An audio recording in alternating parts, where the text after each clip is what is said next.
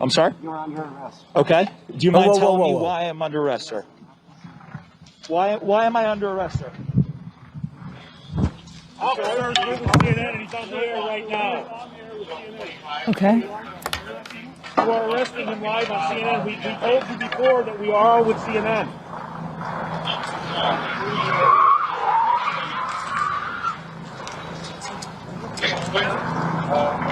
If you're just tuning in, you are watching our correspondent, Omar Jimenez, being arrested by state police in Minnesota. We're not sure why our correspondent is being arrested.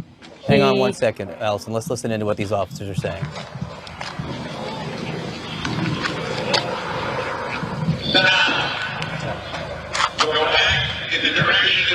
That is an American television reporter, Omar Jimenez, being led away.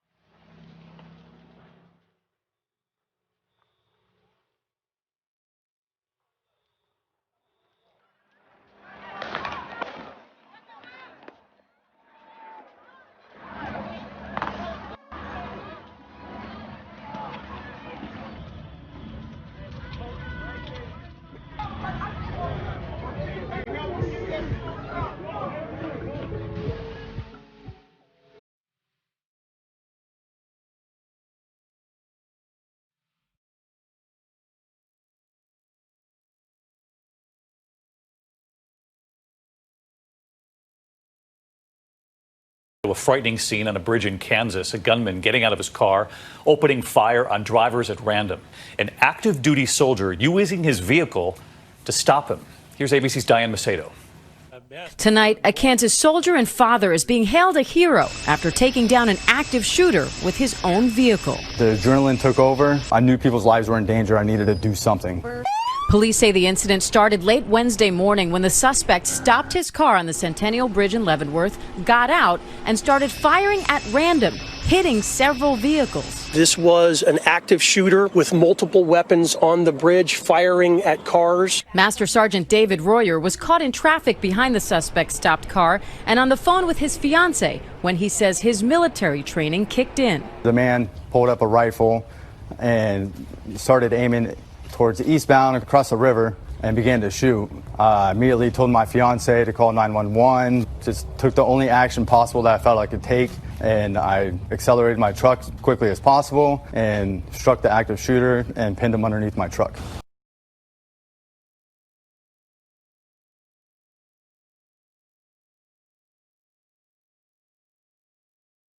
It's the end of the road for the college student wanted for double murder. Peter Manfredonia's 6-day run from justice was brought to a close at this truck stop in Maryland. Cops say his 6'4" height and red sneakers gave him away after authorities got a tip that he was in the area. They spotted him walking by some trees. The University of Connecticut senior faced a judge today. Manfredonia's arrest capped a manhunt that gripped the nation, beginning Memorial Day weekend in Connecticut, where cops say he slaughtered a stranger with a machete, killed a close friend, kidnapped a young woman, left her unharmed in New Jersey, and drove to the Pocono Mountains in Pennsylvania. The hunt finally came to an end at that truck stop in Hagerstown, Maryland.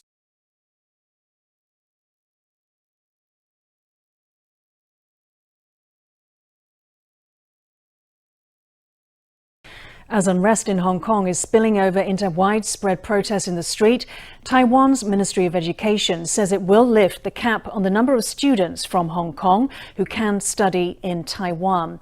Applications from Hong Kong citizens for higher education in Taiwan have already increased by at least 60% in 2020 compared to last year.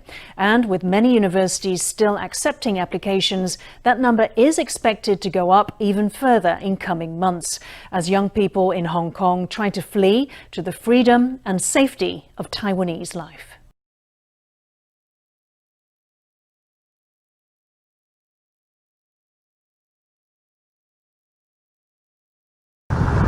Civilian homes damaged and scarred by bullets from more than a year of fierce fighting. After the withdrawal of Khalifa Haftar's illegal militia from some areas in Tripoli, a demining team is now clearing this area of explosives. Officials say the mines were set as traps. It's delicate and dangerous work. Libya's government of national accord, with Turkish backing, has had a string of military successes against Haftar's LNA fighters in recent weeks. But these mines present a new threat, with reports of several civilians killed by the explosives.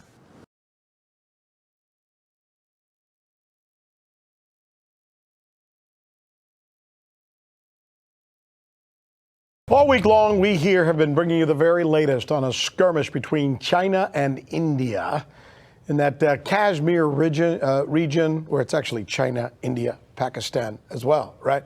The area is called Ladakh. There it is. See it? So now there's more coming out of Kashmir. I want to show you something. Take a look at this video. See that right there? That's a car bomb being exploded by Indian security forces right in the heart of Kashmir. If they hadn't found that, if they hadn't detected that, it would have gone off and people would have died, many, and it would have been quite an incident. Thank God the police detected it, were able to stamp it out. 40 kilograms were identified and the neutralized in the car. That's the police jargon for they were able to blow it up.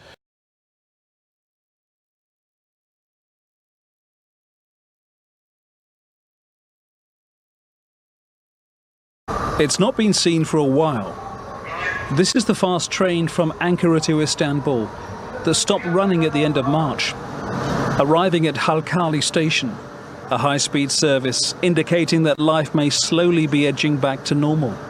Transport links across Turkey are opening up, including 4 prime intercity train lines, but for the moment running at just 50% capacity, with carriages being disinfected after each journey, while rail transit is once again possible. Making travelling safe gets even more complicated at airports. At Istanbul's new international airport, nearly everywhere you look, extra measures are being taken to protect staff and passengers.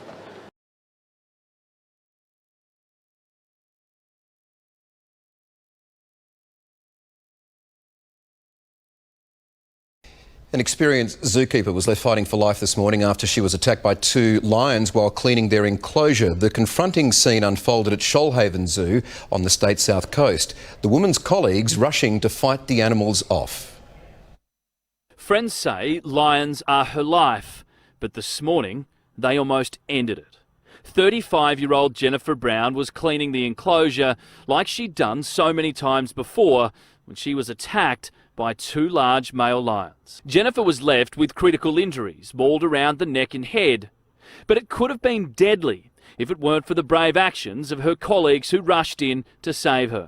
The tight-knit team at Shoalhaven shaken, watching on as the experienced zookeeper was treated for more than 2 hours before being flown to St George Hospital.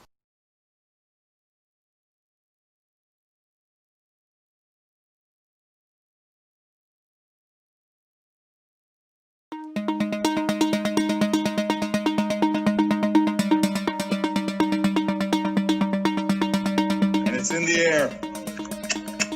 Woo!